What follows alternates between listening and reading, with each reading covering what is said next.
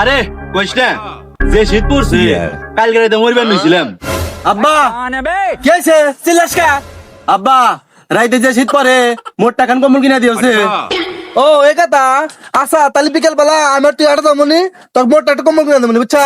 আরে তোর তো রাইতে শীত ধরবই মনে তো নবি, আমার তো আর শীত ধরে না। এখন রাইতে আমার খুব গরম ধরে।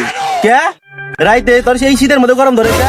আরে আমি এখন বিয়া করছি না, তোর ভাবি তো এখন আমার বুকের উপরে এসে শুয়ে থাকে। তাইলে কয় আমার কি রাইতে এখন শীত ধরবো? ওই যে হুমুন্দি সাল বাপ সাল যে মোরা শীতে যে মরে যায় সাল এক জায়গায় বিয়া করা লাগবো হে ধান দেয় নাই ওর। শুয়ার বাচ্চা আমি কি তোর বাপ হয়ে বুঝছা কথা বার্তা লাহাই যাবে কই রাত জেগে মালদার মাইছি। তুই শালা কথাবার্তা হিরা হিরা কইস, তুই যখন আইতে বউনা ঘুমাস তখন তোর ভালোই থাকে। হ্যাঁ আর আমার কথা কইলে তোর বেজুত থাকে না।